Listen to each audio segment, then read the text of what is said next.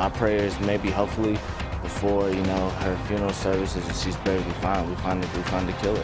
They need your help. The family of a murdered pregnant woman are reaching out to the public to help solve the crime. I hate my daughter. A distraught husband tries to come to terms that his own daughter was somehow involved in his wife's murder. Some big names fill in and stand in for Hillary Clinton as she continues to recover. This comes as Donald Trump gains traction in a new poll. We'll have the latest from the campaign trail.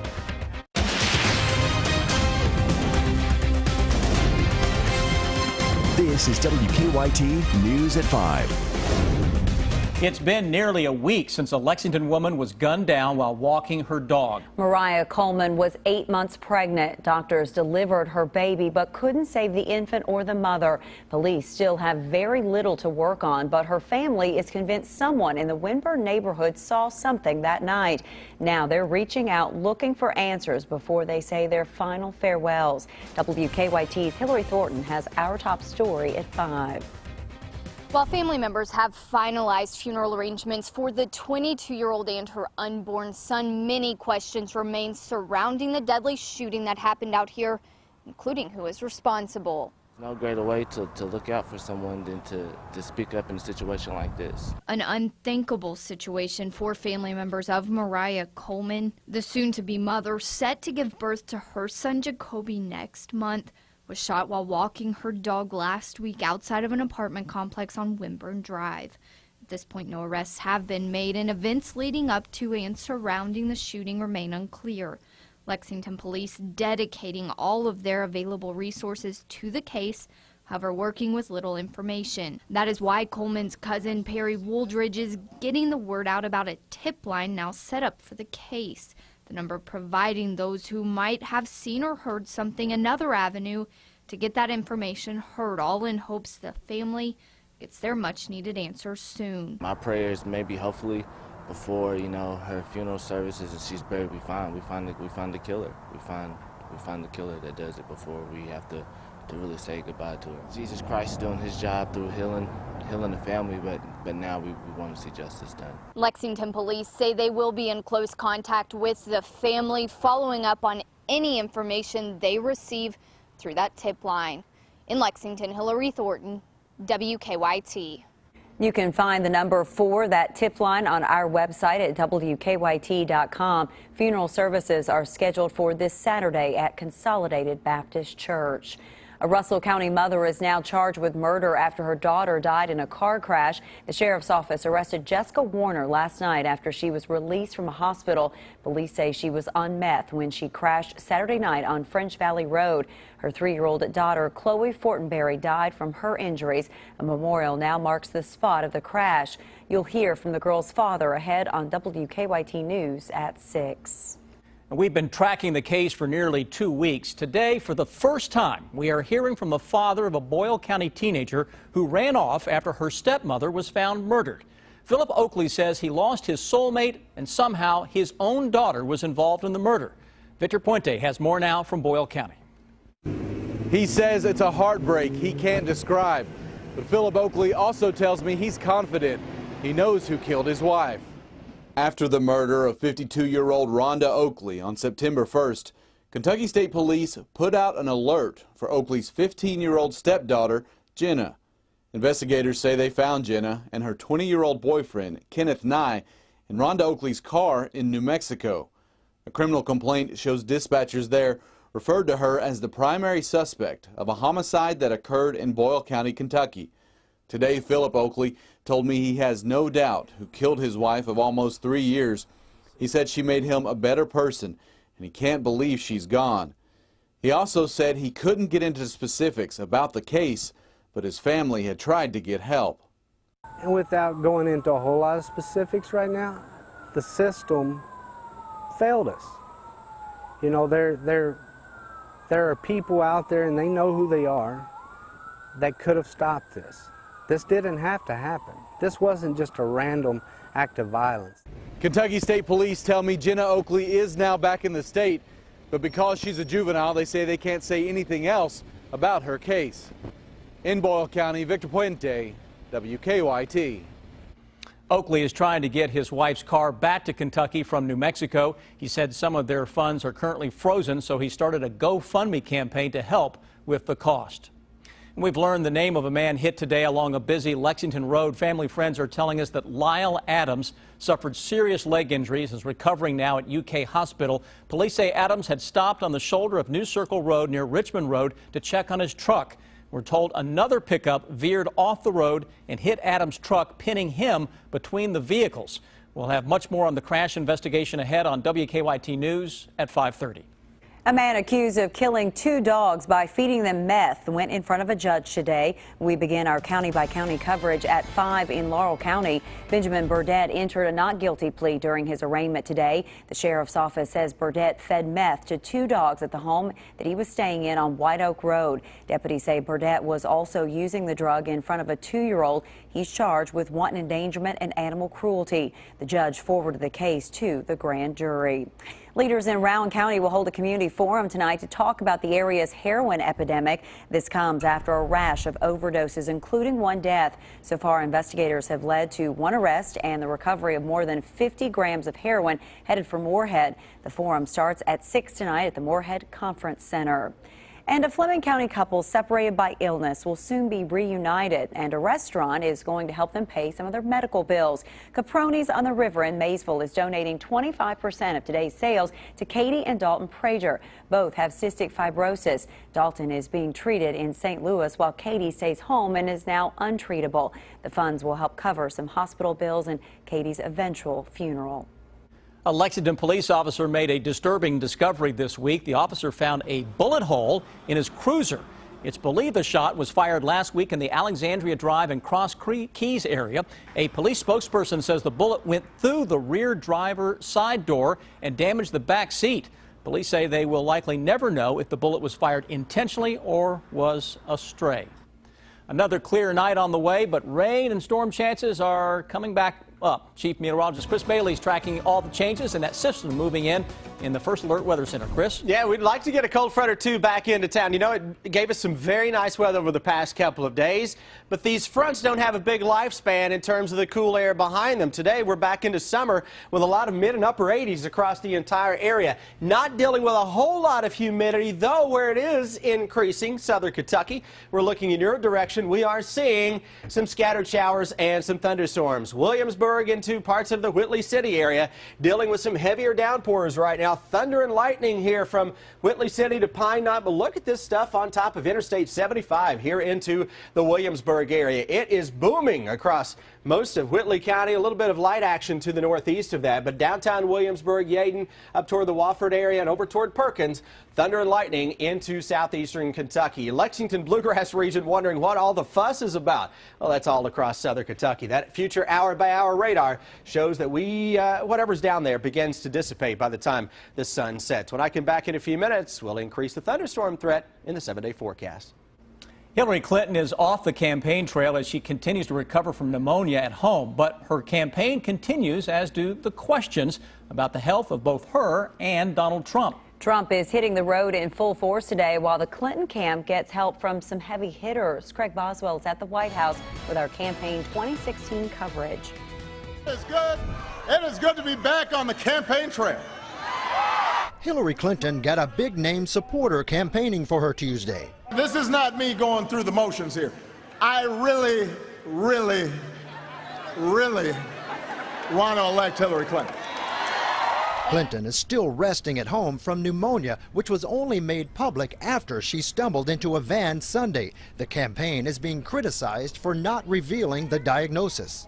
The staff acknowledged they screwed up. Donald Trump has also been criticized for not releasing medical information and says he will release numbers this Thursday from a physical he received last week. Tuesday afternoon in Iowa, Trump slammed Clinton for calling half of his supporters a basket of deplorables. Her comments displayed the same sense of arrogance and entitlement that led her to violate federal law as Secretary of State. A new NBC News poll shows Trump closing in on Clinton. He's now trailing by 4 points. Craig Boswell, CBS News, the White House. Donald Trump will outline his plans to make child care more affordable during a speech in Pennsylvania Tuesday night. If you were in Lexington around lunchtime, you may have noticed a unique sight in the sky, a blimp flying around town. We caught some video of it on our sky cam. Officer Don checked on it for us. He says air traffic control told him the DirecTV blimp was just passing through en route to its next destination. Safe sailing. Slowly but surely, Yes. right on those. We all travel with smart devices, but how much danger do the batteries in electronics pose? It has airlines concerned. The story in 15 minutes on WKYT News at 5. Even though it's almost the fall, this summer's weather had a major impact on the pumpkin crop in Kentucky. We'll tell you what you need to know if you plan on purchasing a pumpkin. Now, your hour-by-hour forecast with Chief Meteorologist Chris Bailey. Sunshine across most areas, though today has a little more cloud cover than yesterday. Not hard to do when you couldn't find a cloud in the sky 24 hours ago.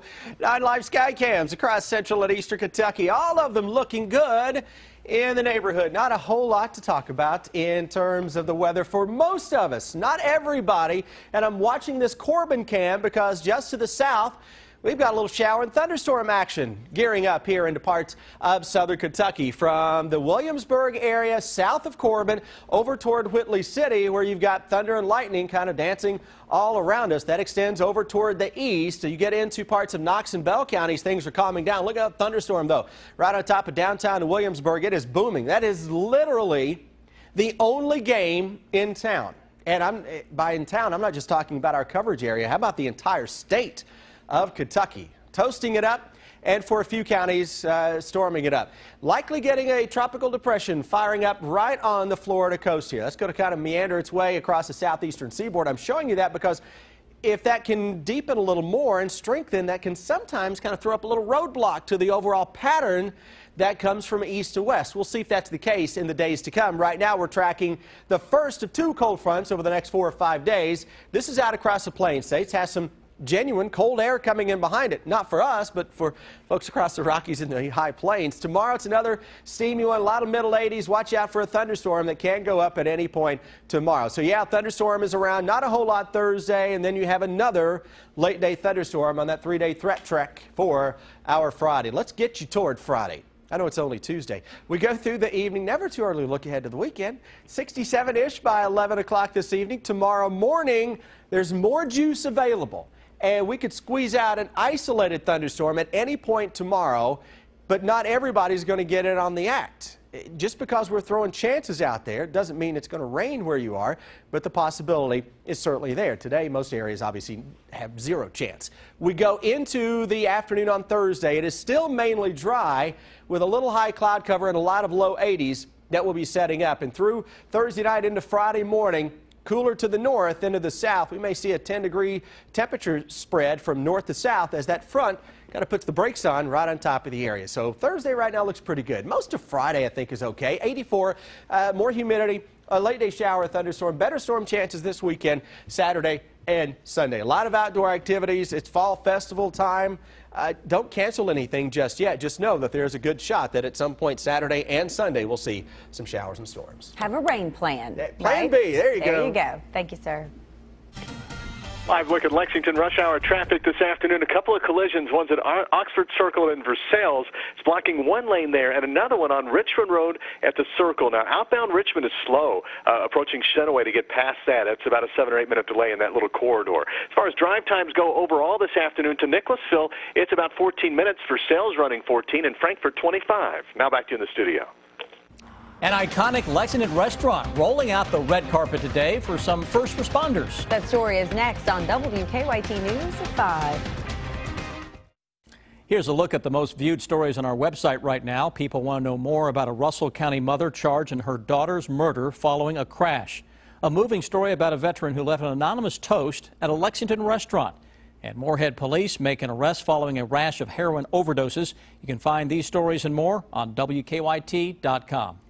Last week it was police, but today it's the firefighters' turn to eat for free at Parkette Drive-In. It's all part of the restaurant's First Responders Appreciation Day. All day, the fire trucks have been rolling up to the restaurant where one of the owners is a retired policeman and knows how much first responders give to their community. So we're happy to give back, and we see the sacrifice that our men and women serve our community, every day. They put their lives on the line, they're saving lives, and we just want to show our appreciation for what they do for us. Firefighters can come get their free meal anytime today. Parkette is open tonight until 8:30. As summer is winding down, many fall festivals are gearing up. Now, pumpkins are already for sale, but they may not be quite as big this year. WKYT meteorologist Mike Linden takes a look at this season's crop. At Bywater Farm and Greenhouse in Georgetown, they're all in on one particular autumn gourd, the pumpkin. But growers are still battling Mother Nature. The heat impacts the size of the pumpkins more than anything else. Even though I have nice sized pumpkins, they could be bigger. Pfister says the late summer temperatures in the mid-90s this year weren't ideal for pumpkin growth. Pfister says the most popular pumpkin that they sell at Bywater Farms is between about 20 and 25 pounds. But he says thanks to the heat and the dry conditions during the growing season, that quite a few of the pumpkins are falling short of that mark, between about 15 and 25 pounds. And while that difference might seem small, it can have a major effect on their bottom line. As autumn approaches, the pumpkins are nearly ready to go. Pfister says all they need is a little bit of rain. We need rain, we want rain, but keep it to like a 2-day period and move on, and it will not cause a problem. In Scott County, Mike Linden, WKYT. In case you were wondering, Pfister says the best way to keep your pumpkin at home in good shape is to keep it washed and free of dirt. A Lexington home hit by thieves, and it's not the first time. Who they targeted is what makes the crime even worse. The story's ahead on WKYT News at 5:30. Lithium-ion batteries are in most of our electronic devices, but there's a fire danger that has airlines concerned. That story next in Better Living. It is time now for Better Living, health, education, and consumer news that impacts your life. Samsung is planning to update software on some of its smartphones to prevent them from overheating. There's concern the lithium-ion batteries could explode and cause a fire. The FAA has warned flyers about using the phones on flights. Chris Van Cleve has more on the steps airlines are taking to reduce the risk.